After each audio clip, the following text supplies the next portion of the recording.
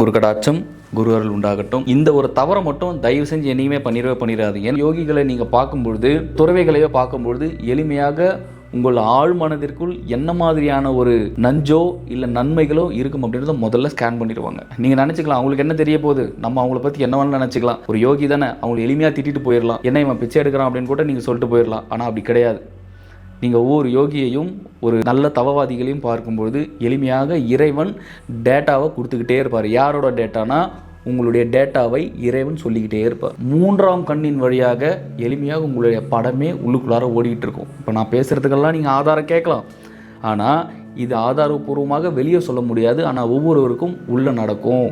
எளிமையாக உங்களோட திரையே ஓட ஆரம்பிக்கும். அது மட்டும் இல்லாமல் நீங்கள் பல பிறப்புகளாக நீங்கள் எத்தனை பிறப்புகள் எடுத்து வந்தீங்க, நீங்கள் முற்பிறப்பில் என்ன செஞ்சீங்க, நீங்கள் அடுத்தது என்ன ஆக போகிறீங்க, நீங்கள் எந்த மாதிரி போக போகிறீங்கன்றதையும் தெரிஞ்சுக்க முடியும். இதுதான் தவத்தினுடைய வலிமையும் இறைவன் ஒவ்வொரு தவவாதிகளுக்கும் கொடுக்கக்கூடிய மிக மிக மிக சித்துக்களில் மிராக்கலான ஒரு சித்து இதுதான். ஆனால் இதுவே பெரிய விஷயம் கிடையாது. இதுக்கு மேலே பெரிய விஷயமெல்லாம் தவத்தில் இருக்குது. ஏன்னா சித்தர்களை பொறுத்த வரைக்கும் நீங்கள் என்ன நினச்சிக்கிறீங்கன்னா, எளிமையாக அவங்க இறந்துட்டாங்க, அவங்க என்ன இது வரைக்கும் முடி விட்டுக்கிட்டு இருக்காங்க, அதுக்கப்புறம் பார்த்தீங்கன்னா ஒரு அழுக்காடையை போட்டுக்கிட்டு இருக்காங்க, இந்த மாதிரிலாம் நீங்கள் நினச்சிக்கிட்டு இருக்கீங்க. அப்படி கிடையாது. அவர்கள் அழுக்கற்றவர்கள், அவர்கள் ஒரு தூய்மை நிலைக்கு சென்றவர்கள். இதுதான் யோகிகள், சித்தர்கள். அப்படி தூய்மை நிலைக்கு செல்லும்போது முழுமையாக சிவபெருமானின் சக்தியும் ஆற்றலையும் அருளையும் பெற்றவர்கள். ஏன்னா நீங்கள் யாரை வேணாலும் இங்கே கவுத்தரலாம், ஆனால் இறைவனோட அருளையும் சித்தர்களுடைய அருளையும் பெற்றவர்களை எவராலும் ஒன்றும் செய்ய முடியாது. அதுதான் இறைவனுடைய பெரும் சக்தியே. ஏன்னா அவங்க பார்த்தாங்கன்னா கூட சாபமாயிரும். திரும்பி ரொம்ப குருமார்களை நீங்கள் ட்ரிகர் பண்ணும்போதோ இல்லை ரொம்ப அவங்களுடைய தன்மையை நீங்கள் பிடிச்சி பார்த்தீங்கன்னாலும் எளிமையாக அவங்க சபிச்சாங்கன்னா எளிமையாக அவங்களுக்கு பட்டுரும். அவங்க வாய் திறந்து தான் சபிக்கணும்ன்ட்டு இல்லை, மனசளவில் உங்களை பற்றி நினச்சா கூட அது சாபமாக பட்டுரும். அப்படி சாபமாக பட்டுதுன்னா என்ன ஆகும், ஆல்ரெடி சாபமாக பட்டு தான் இங்கே மறுபிறப்பு அப்படின்னு எடுத்து வந்திருக்கும். இங்கே மறுபடியும் சாபத்தை எடுத்துக்கும் போது மென்மேலும் வாழ்க்கை அப்படின்றது கடினமாக போயிடும். ஏன் நான் இந்த பதிவை நான் உங்களுக்கு சொல்கிறேன்னா, நிறைய பேர் நானும் பார்த்துருக்கேன், திருவண்ணாமலையாக இருக்கட்டும், மற்ற வெவ்வேறு இடங்களில் இருக்கட்டும், பல சாமியார்கள் இருக்காங்க. அதில் ஒரு சில சாமியார்கள் அப்படி இப்படின்னு வச்சுக்கோங்களேன், அது விடுங்க, அது இறைவன் பார்த்துக்க போகிறார். ஆனால் உண்மையான சாமியார்கள் இருக்கிறார்கள், சித்தர்களும் இருக்கிறார்கள். அதுவும் சித்தர்களாக நீங்கள் சினிமாவில் பார்க்குற மாதிரி இது வரைக்கும் முடி வச்சுக்கிட்டு பெரிய தாடி வச்சுக்கிட்டு அப்படி தான் இருக்கணும்ட்டு கிடையாது. காலத்திற்கு ஏற்றாற் போல் தங்களது உடையையும் வடிவத்தையும் மாற்றி பல சித்தர்கள் இருக்கிறார்கள்.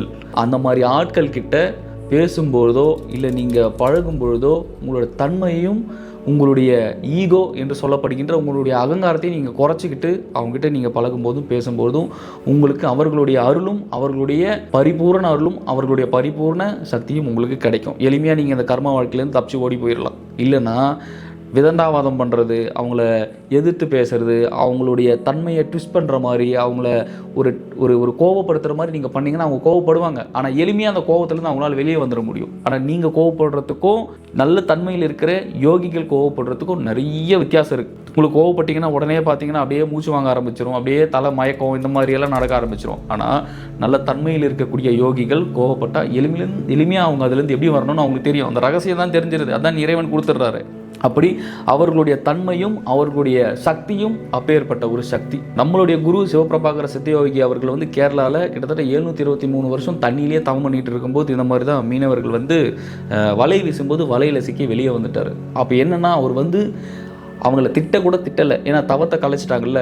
அவர் திட்டுவார், ஏதோ ஒன்று சபிக்க போகிறாருன்னு சபிக்கலை, பார்க்க தான் செஞ்சார். அவருடைய பார்வையில் அவர் பார்வையை பார்த்த உடனேயே அந்த எதிரில் இருந்த எல்லாருக்குமே உடல் உபாதைகளும் பல்வேறு விதமான கர்மாக்களும் வேலை செய்ய ஆரம்பிச்சிருச்சு. ஏன்னா தவம் செய்பவர்களுடைய கண்களுக்கும் தவம் செய்பவர்களுடைய நாவில் வரக்கூடிய சொற்களுக்கும் அதீத சக்தி இருக்குது.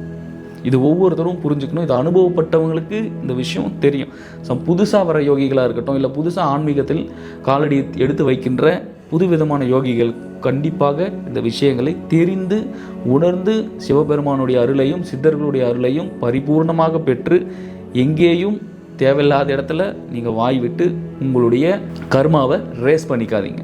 ஏன்னா முழுக்க முழுக்க முழுக்க உலக வாழ்க்கைக்கும் ஆன்மீக வாழ்க்கைக்கும் நிறைய வித்தியாசங்கள் இருக்கிறது. இறைவனே கதி என்று கிடைப்பவரும் இறைவனே சரணாகதி என்று இருப்பவர் தான் யோகிகளும் சித்தர்களும் ஞானிகளும். ஆனால் உலக வாழ்க்கையில் இருக்கக்கூடியவர்கள் வரும்பொழுது இந்த மாதிரி விஷயங்கள் எல்லாம் தெரிஞ்சுக்கிட்டு ஒரு முறையான ஆன்மீகத்தை கற்று ஒரு தெளிந்த பாதையிலும் ஒரு ஞான பாதையிலும் ஒவ்வொருவருமே செல்ல வேண்டும் என்று பிரம்மயோகம் சார்பாக கேட்டுக்கொள்கிறேன். குரு கடாட்சம்.